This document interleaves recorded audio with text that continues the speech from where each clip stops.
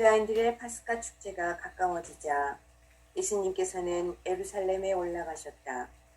그리고 성전에 소와 양과 비둘기를 파는 자들과 한정꾼들이 앉아있는 것을 보시고 끈으로 채찍을 만드시어 양과 소와 함께 그들을 모두 성전에서 쫓아내셨다. 또 환전산들의 돈을 쏟아버리시고 탁자들을 엎어버리셨다. 비둘기를 파는 자들에게는 이것들을 여기에서 치워라. 내 아버지의 집을 장사하는 집으로 만들지 마라 하고 이르셨다. 그러자 제자들은 당신 집에 대한 열정이 저를 집어삼킬 것입니다 라고 성경에 기록된 말씀이 생각났다. 그때 유다인들이 예수님께 당신이 이런 일을 해도 된다는 무슨 표정을 보여줄 수 있소 하고 말하였다. 그러자 예수님께서 그들에게 대답하셨다. 이 성전을 허물어라. 그러면 내가 사흘 안에 다시 세우겠다. 유다인들이 말하였다. 이 성전을 46해나 걸려 지었는데 당신이 사흘 안에 다시 세우겠다는 말이요. 그러나 그분께서 성전이라고 하신 것은 당신 몸을 두고 하신 말씀이었다. 예수님께서 죽은 이들 가운데에서 되살아나신 뒤에야 제자들은 예수님께서 이 말씀을 하신 것을 기억하고 성경과 그분께서 이르신 말씀을 믿게 되었다.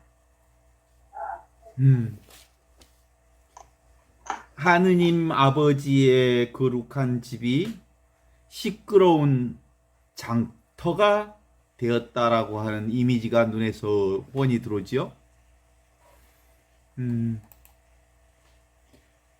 그러니까 하느님 아버지의 뜻보다는 그 순결하고 엄숙한 하느님의 명령보다는 인간의 탐욕과 계산과 인간의 입속이 판치는 물신이 그러니까 자본주의의 핵심이죠. 사실은 물욕이 판치는 세상이 되었더라라고 하는 것을 전제로 깔고 있어요. 이 어지러운 현장을 내다보면서 말없이 예수님은 노끈을 꼬아서 채찍을 만드신 다음에 그 순수 그 자체인 성스러운 분노, 예수님의 그 성스러운 분노 이윽고 채찍을 만들어서 양과 소를 성전에서 내어 쫓으시고 환전상을 둘러 엎고 비둘기를 날려보내면서 피가 토하듯이 내뱉는 소리가 예수님의 소리가 뒷전에 쟁쟁하게 들려오지 않습니까? 내 아버지의 집을 장사하는 집으로 만들지 말라 이렇게 얘기를 하지요. 이때부터 사실은 장사하는 사람한테는 양이 아니고 소가 아니고 비둘기가 아니고 쌀이 아니고 배추가 아니지요. 장사하는 사람들의 눈에는 모두 다 돈으로 보이지요. 양도 돈이고 소도 돈이고 비둘기도 돈이고 배추도 돈이고 그죠? 시간도 돈이고 Time is money. 모든 시간도 다 돈으로 보이지요. 그래. 이게 바로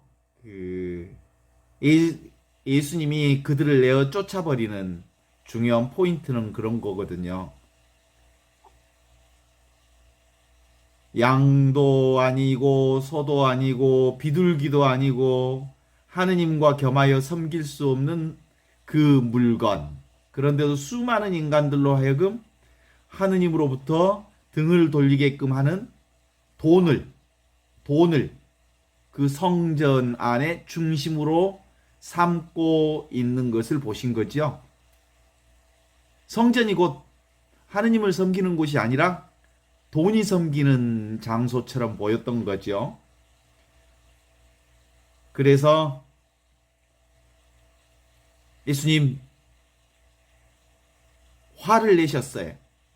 거룩한 분노라고 할 수 있겠죠. 일부러 내셨어요. 화가 나신 분이 아니라 화를 도구로 쓰셨어요. 이쯤 하면 내가 활을 도구로 써서 한번 크게 의로운 분노를 내야 되겠다라고 생각하시고 환전상뿐만 아니라 그 상황 전반을 한번 내동댕이 쳤죠. 이게 얘기인데 실제로 당대에 예루살렘 성전은 어마어마한 사람들이 몰리는 곳이었어요. 예루살렘 성전에 1년에 한 번씩 과월절, 유월절 행사가 있었는데 그것은 그들이 이스라엘 백성이 되게 됐고 에집트에서 해방을 근거로 해서 에집트 노예살이에서 자유로운 백성이 됐다는 것을 기념하기 위해서 예루살렘 성전에서 1년에 한 번씩 유월절 제사를 지내요. 그리고 매일 거기는 이스라엘의 중심지가 되었습니다. 성전 안에서. 그런데 이 복음서 안에 이 성전이라고 하는 게 사탄의 소굴이 되었다는 것을 알 수 있어요. 왜냐하면 성전을 중심으로 해서 가운데는 아주 큰 가운데는 가장 핵심에는 사제, 그리고 성전 경비대, 그리고 그 주변에는 환전상, 상인들, 이들이 로마 권력을 중심으로 해서 이렇게 연결고리가 이어져 있어요. 먹이사슬처럼 성전을 중심으로 한 먹이사슬 구조가 아주 끈질기게 쫙 연결되어 있던 거거든요. 그래서 이 성전 중심의 이득을 당대에 수많은 사람들이 거기를 들어가려고 해.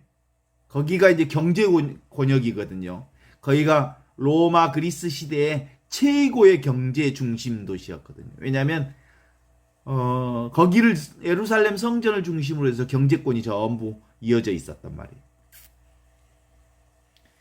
그러니까 한편으로는 예루살렘 성전은 뭘 하는 곳이냐면 하느님을 예배하는 곳이기도 하지만 또 한편으로는 성전을 중심으로 해서 이권 쟁탈의 현장이 되어 있단 말이에요.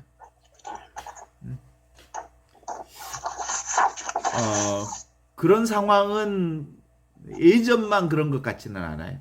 요즘도 그렇고요. 내가 언젠가 인도 바라나시를 한번 간 적이 있었는데 바라나시에서도 가장 가난한 사람들이 막 구걸을 하는데 구걸해서 돈 한 푼 벌으면 걔들이 먹는 거 사 먹으러 가는 게 아니라 뭘 사 먹으러 사면 꽃 사러 가요. 그래가지고 꽃을 사서 그 시바신에게 바쳐. 그리고는 나머지 가지고 먹을 것을 사든지 뭐 이렇게 한다는 것을 알게 됐는데 인도의 가장 가난한 사람들이 돈이 생기면 시바신에게 꽃을 바치는 행위가 종교 행위잖아요. 그 종교 행위는 뭐예요? 다음 생에는 이렇게 그 힘들고 어려운 계급에 태어나지 않고 다음에 태어날 때는 더 나은 계급으로 태어날 수 있기를 바라면서 시바신에게 꽃을 바치는 행위를 하는 그 종교 행위와 동시에 그러면 그 꽃을 파는 사람들은 또 누구하고 연결되어 있겠어요? 그 상인들은 돈 있는 사람들하고 연결되어 있어. 가난한 사람들이 꽃을 사는 그 돈이 또 어디로 흡수되냐면 돈 많은 사람들에게 흡수되겠지. 그래서 그런 것처럼 늘 이렇게 성전이라고 하는 곳은 한편으로는 하느님을 또는 신을 예배하는 장소이면서도 또 한편은 거기는 모순 구조가 그대로 드러난 현장이 성전이었다라고 하는 것으로 볼 수 있어요. 제가 이제 이런 얘기 하려고 지금 얘기를 하는 것은 아닌데 성전을 한번 상식적으로 얘기하고자 한다면 그런 거예요. 당대 성전 안은 지성소가 있고 성소가 있고 성전 뜰이 있고 그 다음에 이방인 뜰이 있었거든요. 지성소에서는 대사제들만 들어가고 성소에는 사제들이 들어가고 성전 뜰에는 유대인들과 유대 어린아이들까지 들어갈 수 있는 뜰이고 그 다음에는 나머지 이방인들의 뜰이 있었어요. 이렇게 성전을 중심으로 해서 철저히 계급이 나누어져 있었단 말이에요. 그래. 하느님의 아들로 이 세상에 오신 예수님의 눈으로 보면 그 성전의 그 계급 구조가 눈에 제대로 보였을까? 하느님 앞에 그 누구든 계급이 없는데, 그치? 동의하십니까? 하느님이 똑같은 사람으로 만들었지. 누구는 사제 계급으로 만들고 누구는 그런 거 없어. 인간들끼리 구별한 거지. 그랬던 것 같아요. 거기다가 이 예루살렘 성전에는 당대에 아주 정말 그리스 로마의 최고의 경제 조직이 거기에서 움직이고 있는데, 매년 전 로마 제국이 유대인들에게 성전세를 거두는 곳이 바로 그곳이었거든요. 그리고 수만 명의 순례자가 그 예루살렘을 중심으로 해서 오고 가는 곳이어서, 그거는 희생제물과 당대의 그 헌물을 판매하는 곳이고, 그러니까 11조가 또 이루어지는 곳이고, 그 안에 그 권력 구조들이 그렇게 먹이사슬 구조처럼 촥촥촥 촘촘히 이어져 있는 곳이고, 그러니까 그 예루살렘이라고 하는 건 정말 한편으로는 종교성이 드러나 있지만 또 한편으로는 인간의 욕망이 드글드글한 곳이었단 말이에요. 그런 두 가지 특성을 가지고 있는 예루살렘 성전에 예수님이 입성하시어서 환전상의 탁자를 딜이 엎고 장사치들의 좌판을 때려 엎었으니, 이건 뭐예요? 당대의 그 상황으로 보면 상행위 방해죄를 지은 거지. 그죠? 그리고 제사행위를 방해한 거지. 응? 그리고 성전 경비병들한테 예수님이 안 들켜서 그렇지, 성전 경비병들한테 들켰으면 당장 쇠고랑 찰 일이지. 그죠? 이게 이 상징적인 작은 일들이 벌어졌지만 이 성전의 큰 흐름을 통해서 우리가 이제 읽어내야 할 몫이 있을 것 같아. 성전이 뭐요? 하느님의 몸이지. 그죠? 하느님의 몸. 이 성전은 눈에 보이는 성전을 얘기하는 게 아니고 눈에 보이지 않는 하느님을 모시는 거예요. 그러니까 실제로는 눈에 보이지 않는 하느님을 예루살렘 성전이라고 하는 성전 안에 모신 거예요.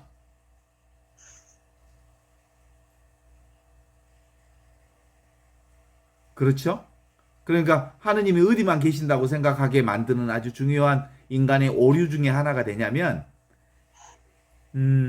성전 안은 거룩하고 성전 밖은 세속이고, 이런 우리의 이중 구조가 성전을 세우는 순간 만들어지게 되어 있어요. 불교계도 사실은 보면 그렇게 되어 있거든요. 일주문을 중심으로 해서 일주문 밖에를 속계라 하고, 일주문 안에 그 절을 징계라고 그래. 진리가 있는 곳. 그리고 일주문 밖에는 세속이라고, 이렇게 세속과 징계를 나누는 거야. 우리의 신앙 안에서도 늘 그런 거 있잖아요. 하느님을 믿는 행위는, 신앙 행위는 거룩하고, 그리고 세상 생활은 속된 속계라고 보는 거예요. 세속 생활이라 그러고, 신앙 생활과 세속 생활을 나누는 방식으로 세상을 보지요. 그럼에도 불구하고 사실은 성전이라 하면 뭘 얘기하냐면 사실은 하느님의 몸을 얘기하는 거거든. 근데 하느님의 몸은 원래 보이지 않거든. 눈에 보이지 않는 몸을 하느님의 몸이라고 하지. 근데 눈에 보이지 않는 하느님을 눈에 보이는 성전이라고 하는 곳에 모시는 행위가 바로 신앙의 행위로 등장하는 거거든요. 바운다리를 친 거야. 울타리를 친 거야. 실제로 하느님은 울타리가 없는데 거룩한 것과 속된 것이 있을까? 전혀 없어. 그러면 하느님이라고 하는 하느님의 몸은 거룩하고 실제로 속된 곳이 따로 있는가? 그러면 그렇지 않아요. 인간들이 지어놓은 선이고 인간들이 그어놓은 생각일 뿐 하느님의 몸은 온 세상 전체가 하느님을 드러내고 있으니까 온 세상 전체가 사실상은 하느님의 몸이지. 눈에 보이는 온 세상 전부가. 우리도 이제 그런 생각 하잖아요. 그래서 마리안나는 마리안나가 아니다. 이름이 마리안나일 뿐이지. 그러면 마리안나는 뭐예요? 하느님을 드러내는 하느님의 형상이야. 하느님의 형상. 하느님을 드러낸 거예요. 안젤라는 안젤라가 아니요. 이름이 안젤라일 뿐이야. 꼬리표를 안젤라라고 붙였을 뿐이야. 그럼 안젤라는 누구야? 하느님이 겉으로 밖으로 드러난 하느님의 표상이야. 하느님의 영광이 안젤라라고 하는 육신으로 드러난 거예요. 모두가 다 그래. 티나는 티나가 아니다. 티나는 이름이 티나일 뿐이지. 티나는 하느님을 드러낸 하느님의 영광이 드러난 몸이 하느님의 몸이지. 다 그렇잖아요. 동의하시죠? 그렇게 보아야 하는 시선을 우리에게 확보해야만 오늘 이 성전을 허무는 성전 정화의 문제를 우리가 제대로 볼 수가 있거든요. 성전 정화는 근본적으로 성전은 더럽혀질 수가 없어. 원래부터 있던 것, 처음부터 있던 것, 지금 여기 이 하느님의 생명은 인간들에 의해서 더럽혀질 수 있는 곳이 아니야.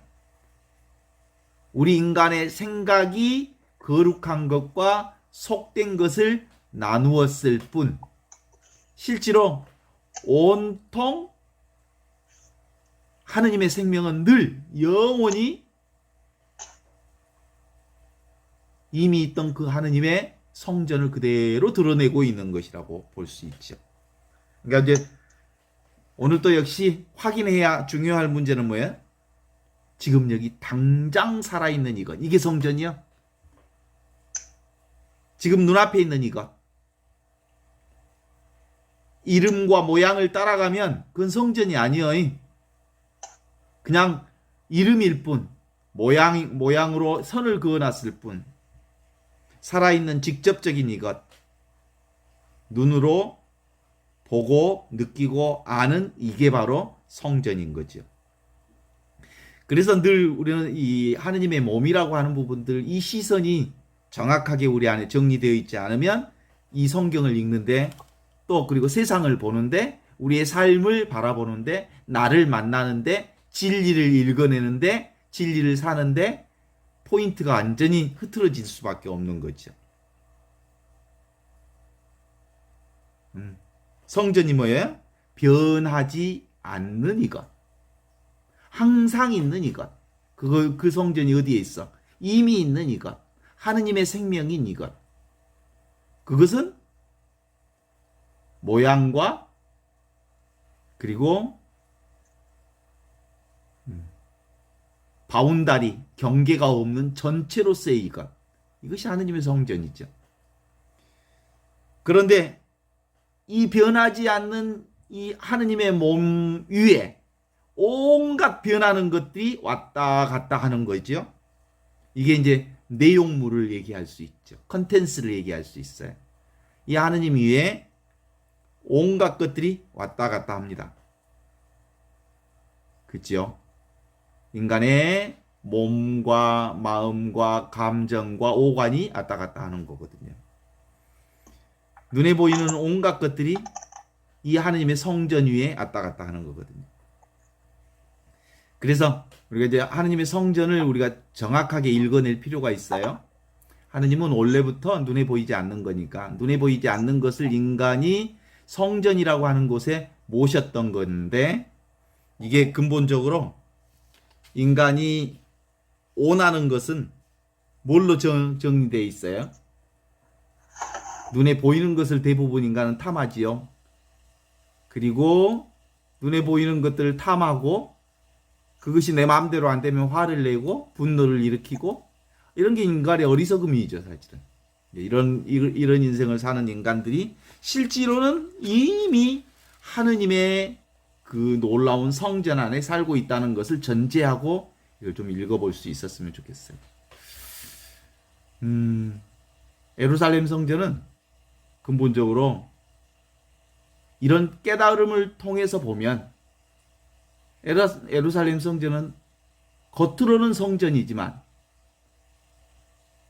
눈에 보이는 대상이기 때문에 하느님 아니에요. 언젠가 그 예루살렘 성전은 없어질 거예요. 왔다 갈 거예요. 사라질 거예요. 이걸 예수님은 진즉 알고 계셨기 때문에 예루살렘 성전이 금방 무너지는 성전이라고 하는 걸 알아요. 왔다 가는 성전. 금방 생겼다 사라지는 성전.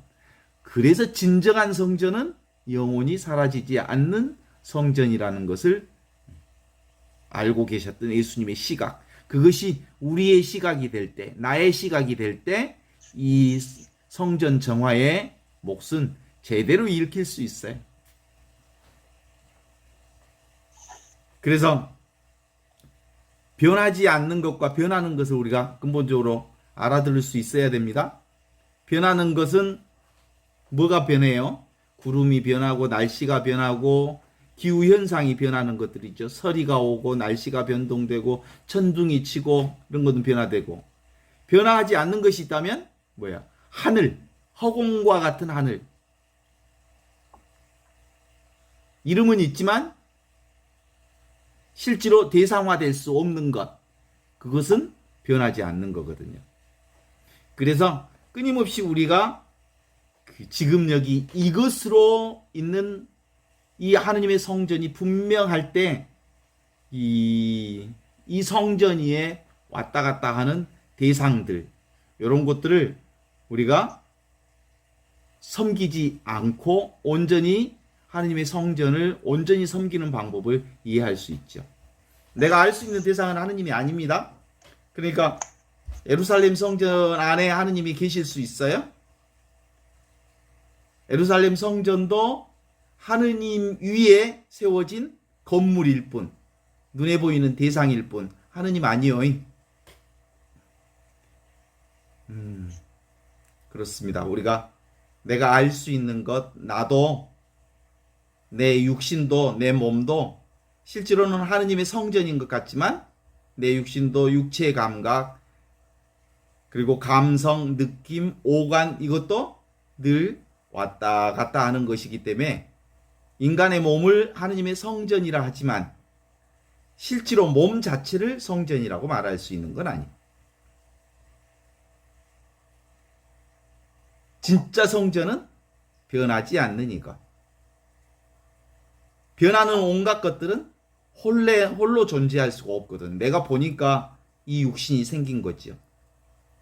내가 보니까 세상이 생긴 거고, 내가 보니까 이것저것이 생긴 거니까. 그래서 변화들을 알 수 있으려면 변화없는 이 요소가 하느님의 성전이 내 안에 분명하게 있을 때 이루어질 수 있다라고 볼 수 있죠. 인간은 근본적으로 여러 가지 스토리들이 이어지고 있지만, 수많은 사건들이 우리 인간 안에 이루어져 있지만 실제로는 그 수많은 사건들도 지금 여기 이것이 분명할 때 이루어지는 것들이거든요.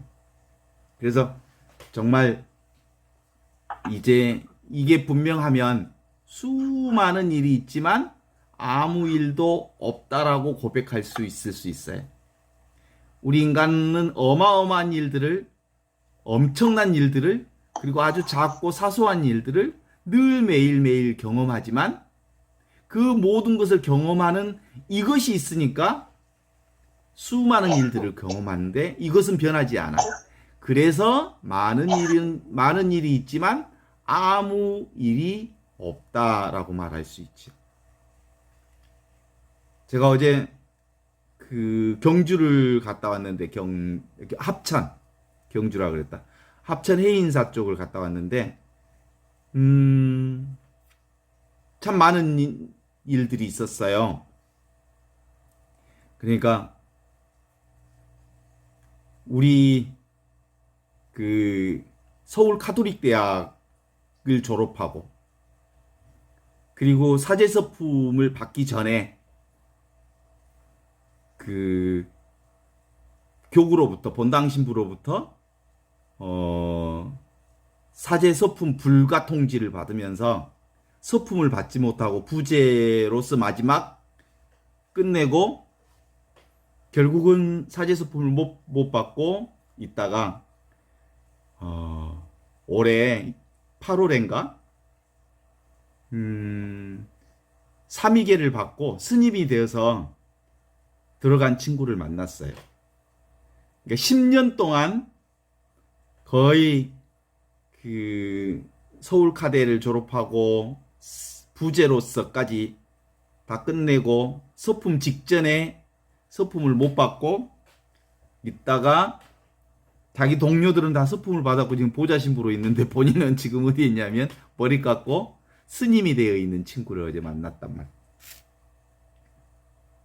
근데 아무 일이 없어. 근데 생각해보면 대단한 일이 있지. 놀라운 일이지. 그 대하 드라마를 쭉 들어보면 참 이럴 수도 있구나 세상 일이.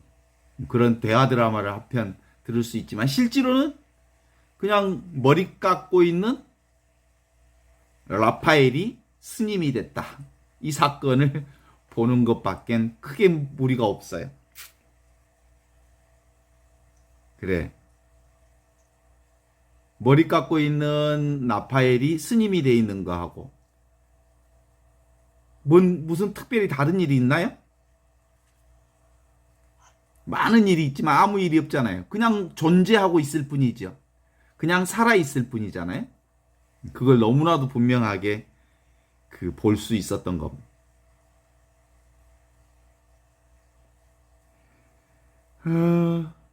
실제로 우리는 어마어마한 일들이 세상에 참 많이들 있지만 결국 뭘로 살아요? 지금 여기 이것밖에 없어요. 지금 여기 이 하느님의 생명, 천지창조 이전부터 있었던 이 생명, 그리고 어제도 그 생명으로 살았고, 우리 인간의 생명을 100년으로 잡으면 이것을 날수로 계산하면 36,500일이라고 하는데 우리가 36,500일 늘 인생을 뭘로 살까? 지금 눈앞에 있는 이것으로 살아. 이것밖에 없어. 그것이 전부죠. 이 근본적 관점을 우리가 정확하게 잡아내는 공부. 이게 이제 이 공부거든요. 그런데 이것의 차이가 사실은 이 방향을 제대로 잡지 못하면 무슨 차이가 날까? 하늘과 땅 차이가 나의 삶에. 하느님을 잡으면, 하느님과 함께 있으면 무엇을 하든, 어떤 상황이 되든, 어떤 조건이 되든 나는 하느님의 자녀로서, 하느님의 생명으로서 영원한 생명을 살지만 이 한 끗만 제대로 잘못 잡으면 나는 얼마나 열심히 노력하며 살지만 사실은 그것이 하느님과는 전혀 다른 삶을 사는 경우가 있을 수 있다. 그래.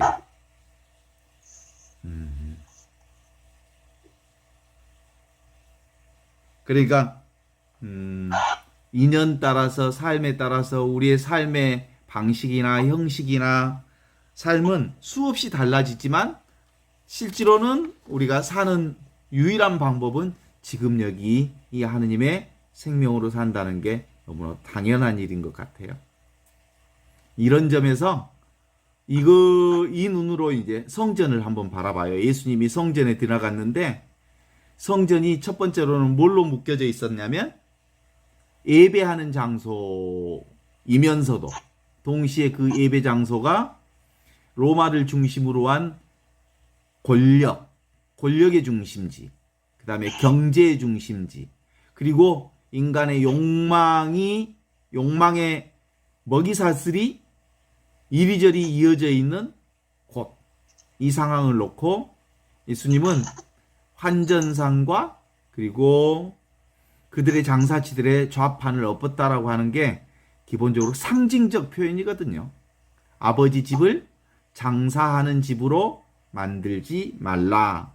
이 얘기는 다른 의미가 아니고 눈에 보이는 것에 끄달려 살지 말라. 물질을 중심에다 갖지 말라. 보이지 않는 하느님을 중심에다 놓는 게 성전 안에 하느님을 모시는 일인 거예요. 그러니까 우리의 삶 전반은 늘 그렇게 돼 있는 것 같아요. 포인트가. 뭘로?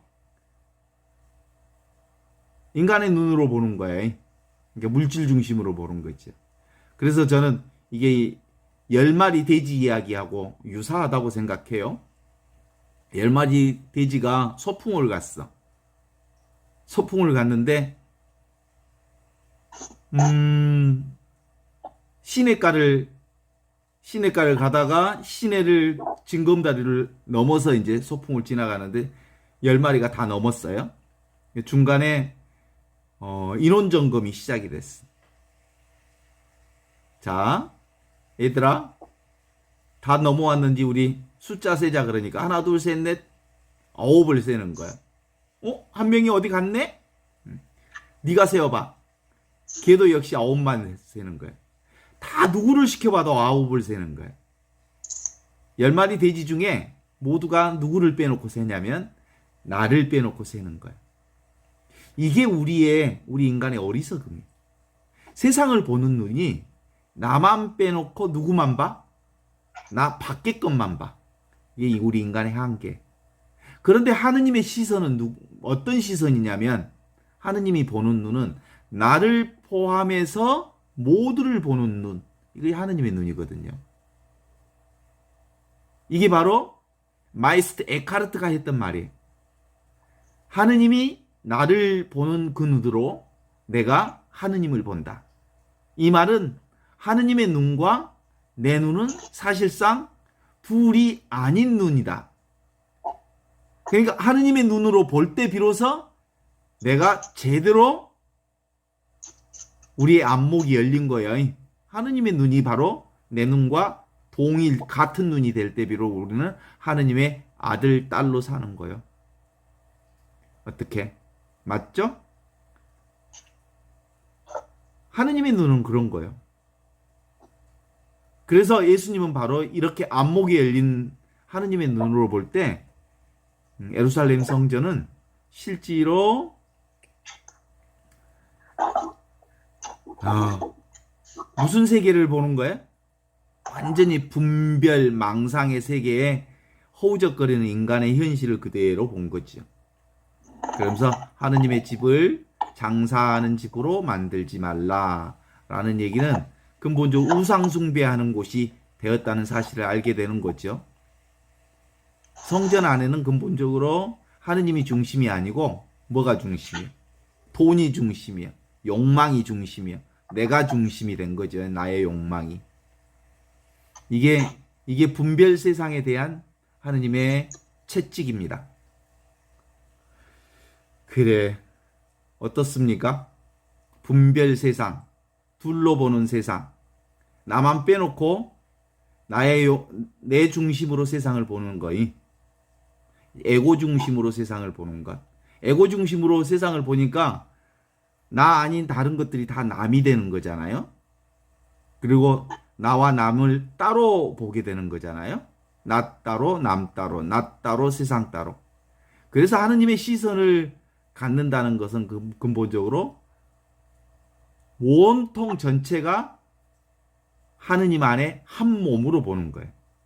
하느님의 시선으로 보면 한 생명으로 보는 거죠. 이 눈이 어떤 방식으로 연결되어 있냐면 우리는 늘 그 눈으로 살고 있어, 실제로는. 그게 뭐예요? 바로 직접적인 바로 지금, 그리고 바로 여기, 바로 이것이야말로 움직이지 않는 하느님의 시선인 거거든. 이것밖에 없죠. 이게 바로 영원한 지금을 얘기하는 거고, 바로 지금을 얘기할 때 지금이 시간적으로 영원한 것을, 그러니까 지금이라고 하는 시간대를 여기다가 가두어 놓는 게 아니고 시간을 뛰어넘는 지금. 여기라고 하는 건 역시 공간을 뛰어넘는 여기. 바로 이것이라고 하는 것도 시간과 공간을 뛰어넘는 이 현실을 이름 없이, 이름을 붙이면 이름의 한계를 지워버리니까 이것이라고 하는 거죠. 그게 바로 나이면서 순수의식이면서 진리를 얘기하는 나라고 얘기할 수 있죠. 몸은 변함없는 성전으로 나타납니다. 하느님의 성전이 우리의 몸을 통해서 드러난 거죠. 하느님의 성전이 세상을 통해서 드러난 거죠. 하느님의 성전이 온 우주를 통해서 드러난 거죠. 그러니까 내가 보는 온 세상 전체가 사실상 하느님의 성전이지, 하느님의 성전은 따로 있다 없다? 따로 없는겨. 따로 설정하는 순간 우상이 될 수밖에 없어요. 하느님은 대상이 아니니까. 그렇습니다. 변함없는 성전은 근본적으로 수동성을 전제로 합니다. 변함없는 성전은 온갖 변화를 다 받아들이는 곳이잖아요. 그죠? 완벽한 수동성을 전제합니다. 그냥 모든 일이 그곳에 다 일어납니다. 저절로 일어나고요. 내 뜻과 상관없이 일어나고요. 내가 나의 어떤 의도도 드러내지 않았음에도 불구하고 모든 일들이 지금 여기 이 순간 위에 일어나고 있죠. 내가 세상의 온갖 소리를 듣고 싶은 소리만 듣는 게 아니라 내가 살아있는 한 온갖 소리를 다 듣고요. 내가 눈이 떠 있는 한 온갖 것들을 다 보게 되고요. 내가 살아있는 한 온갖 사건을 다 경험하고요. 내가 살아있는 한 온갖 사람을 다 만나게 돼 있죠. 그래서 수동성이라고 하는 거죠. 어떤 때는 내가 좋아하는 사람만 만날 수도 있긴 있어요. 하지만 늘 그럴 수는 없지. 그래서 내가 하는 우리의 삶은 내가 사는 삶이 아니고 누가 사는 거예요? 하느님이 사시는 거죠. 그래서 그리스도 그분이 나를 통해서 살고 계시는 거죠. 내가 나의 삶을 그동안 살아온 것처럼 보이지만 실제로는 이렇게 들여다보면, 되돌아보면 모두 다 하느님께서 인도하신 삶이라는 것을 알게 되죠. 어때? 동의하신가요? 그래서 하느님이 하시는 일이다 라고 볼 수밖에 없어요. 악마와 악마 친구의 얘기가 있어요. 악마와 악마 친구가 어느 날 길을 걸어가다가 땅바닥에서 무엇을 주었대요. 두 악마가. 그게 뭐지? 그랬더니 진리의 조각을 주었네. 어떡하니? 땅바닥에서 사람들이 진리의 조각을 주우면 저 사람이 진리의 조각을 주었다네. 사람들이 그래. 진리의 조각을 주었다면 사람들이 진리를 이제 알게 될 것 같네. 큰일 났지 않는가. 그렇게 한 악마가 걱정을 하는 거예요. 그랬더니 다른 악마가 뭐라고 얘기하냐면 저 인간들이 진리의 파편을 주었으면 그 진리의 파편을 가지고 체계화할 것이고 그 파편을 가지고 논리를 세울 것이고 그렇게 해서 진리를 또 하나의 체계화시켜서 만들어낼 거란 말이에요. 그러면 진리가 뭐가 돼버려? 상대화 돼버리죠. 절대적 진리는 도대체가 상대화시켜서 볼 수 없는 건데 인간들이 진리를 이거다라고 말하는 순간 그건 진리가 상대화되면서 결국은 진리가 되지 않는다네. 진리를 죽여버리고 마는 거지. 그러니까 걱정하지 말게라고 악마가 그렇게 대화했다는 거예요. 진리는 그렇게 누구든 체계화하거나 상대화시켜서 알 수 있도록 논리화시키거나 그렇게 말할 수 있는 게 아니에요. 진리라고 하는 건 지금 여기 있는 그대로 지금 이대로 살아있는 이것이 진리인 거예요. 그래서 이 진리 자리야말로 모든 것을 내려놓을 때 얻을 수 있는 최고의 휴식 자리, 모든 것을 쉴 수 있는 자리, 이게 진리의 자리라고 하는 거거든요. 인간의 언어로서는 도대체가 정리할 수 없는 자리에 있을 때 진리가 되는 거거든요. 그런 점에서 오늘 성전을 허물라, 그리고 아버지의 집을 강도의 소굴로 만들었구나라고 한 예수님의 얘기는 인간들이 하느님을 성전 안에 가두거나 거룩하고 속된 것을 나누어서 거룩한 곳에만 하느님이 있다고 말하거나 성전 안에 구별을 시켜서 지성소가 있고 성소가 있고 그 다음에 유대인의 뜰이 있고 이방인의 뜰이 있어서 이렇게 구별지어 만들어낸 성전 안에는 사실상 구별시켜 놓으면 하느님이 그곳에 계시지 않는다라는 거예요. 하느님은 어디에도 갇혀 있을 분이 아니기 때문이다라는 거죠. 우리의 삶은 끊임없이 흘러가잖아요. 오늘 또 영산강 강변을 이렇게 자전거를 타고 이렇게 굽이굽이 달려봤는데 영산강 강물은 끊임없이 흘러요. 그죠? 어디에 가든 물은 물결을 치면서 흘러요. 그 영산강 강물은 고대에도 흘렀을 거고 1000년 전에도 흘렀을 거고 100년 전에도 흘렀을 거고 지금도 그렇게 흐르고 있어요. 그 물은 흐름으로 있는 거죠. 물결 치면서 흐르지만 결국 같은 물이지요. 내가 바로 그런 거예요. 나라고 하는 것도 수많은 이러저러한 물결로 다른 형태로 나타나지만 결국은 하느님의 생명인 이 생명으로 그냥 살아가고 있는 거거든요.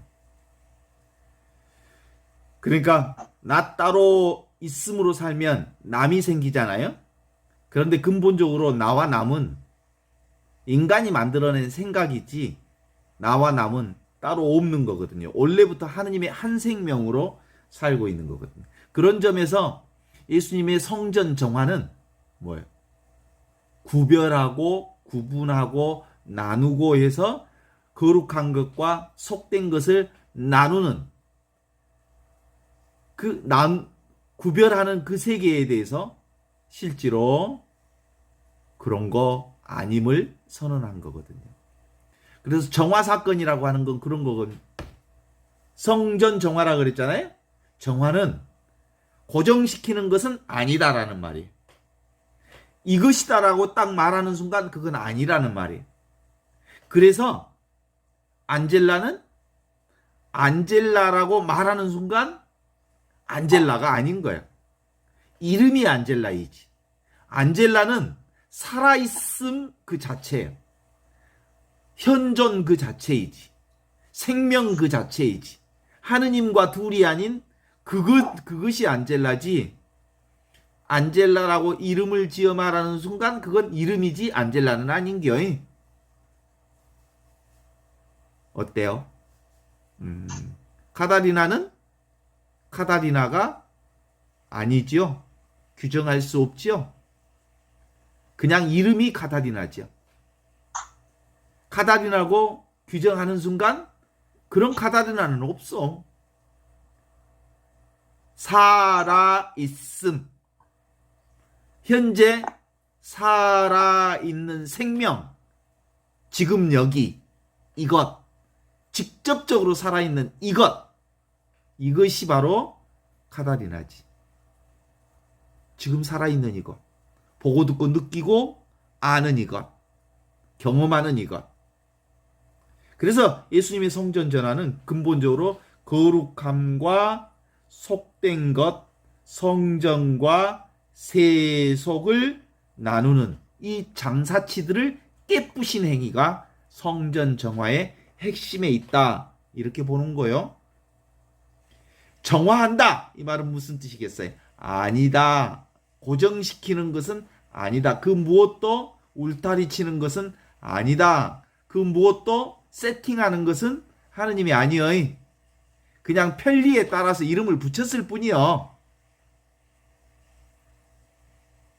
오케이? 마리안나가 마리안가? 마리안나 맞아? 이름이 마리안나일 뿐이지. 마리안나는 지금 살아있는 이거, 숨쉬는 이것, 보는 이것, 듣는 이것, 이 직접적인 삶이 나지. 그래요.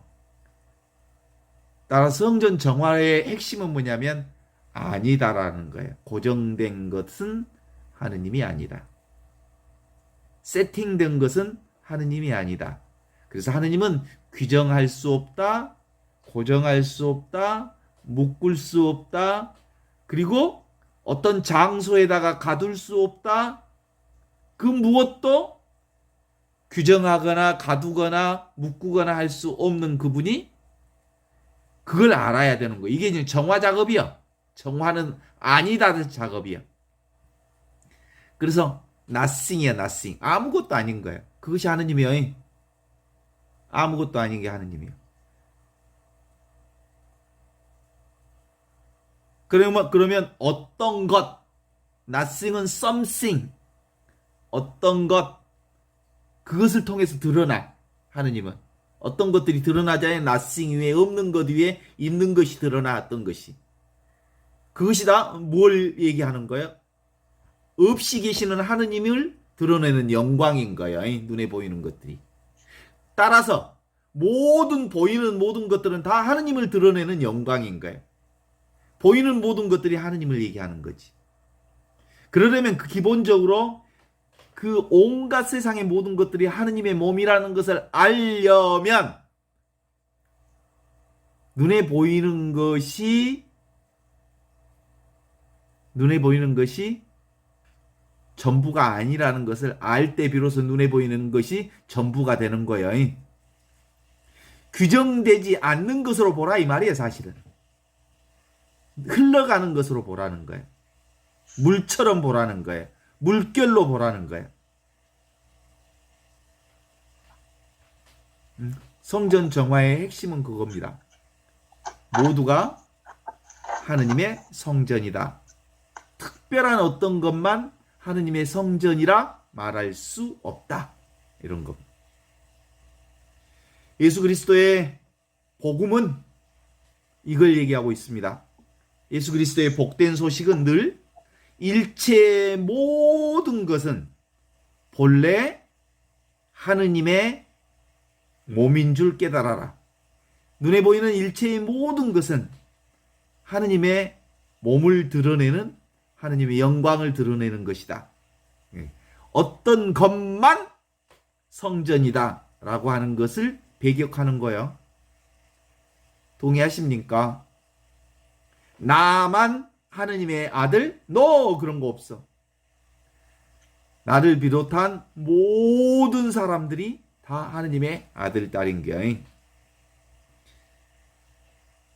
그래서 근본적으로 이건 하느님의 자기 계시. 이게 바로 하느님의 계시라고 얘기할 수 있습니다.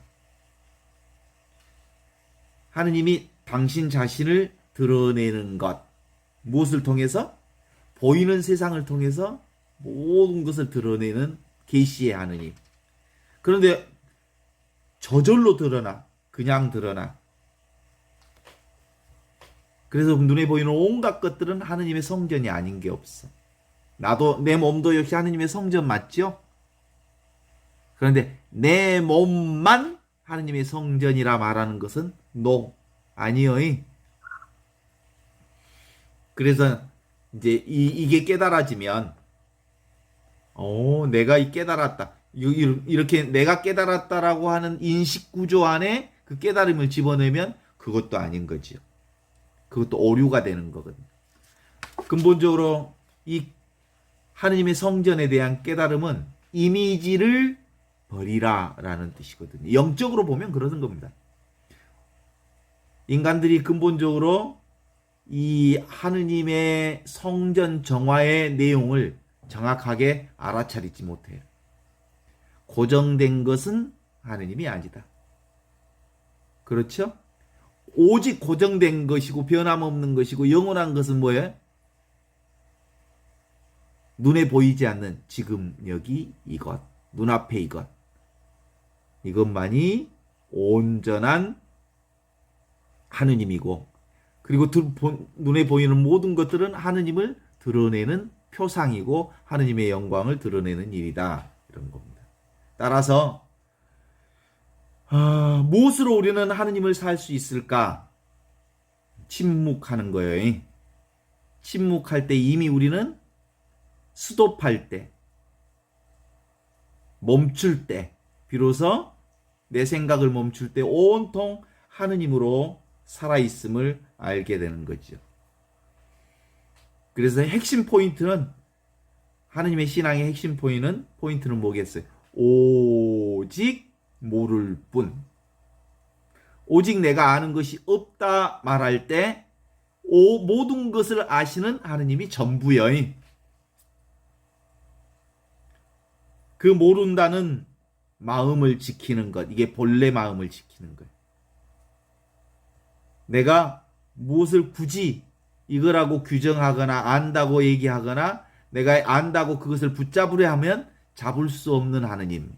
그러나 내가 모른다 할 때, 내가 잡을 수 없다 할 때, 모든 것을 내려놓을 때 온갖 것을 다 하느님이 그 놀라움으로 채워주시는 분. 이게 바로 영적 체험입니다.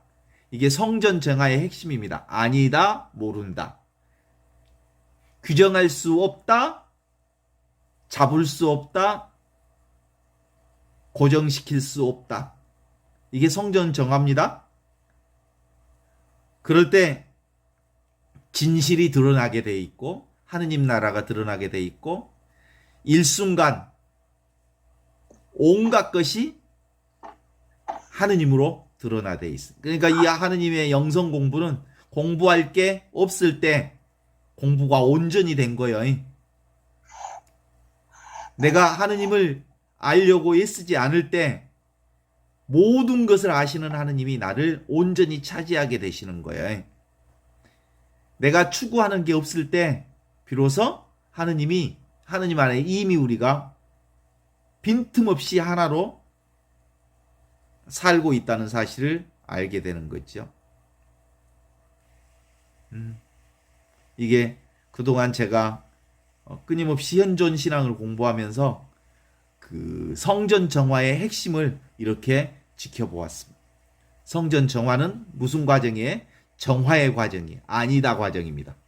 이 아니다의 과정을 거쳐야 비로소 조명의 단계로 들어갑니다. 조명은 뭐예요? 온전히 그리스도의 빛을 내 안에 받아들이는. 그래서 비로소 하느님과 일치하는 일치의 단계를 살게 되는 거거든요. 그러니까 끊임없이 우리는 죽는 날까지 고정된 것, 고정시켜서 보려 하는 것, 쥐려고 하는 것, 그리고 알려고 하는 것을 내려놓을 때 이 정화의 과정을 끊임없이 거쳐가야 되는 겁니다. 이 정화의 과정 없이 우리의 신앙은 온전한 자유를, 해방을 살아갈 수 없기 때문이죠. 오늘 여기까지 하겠습니다.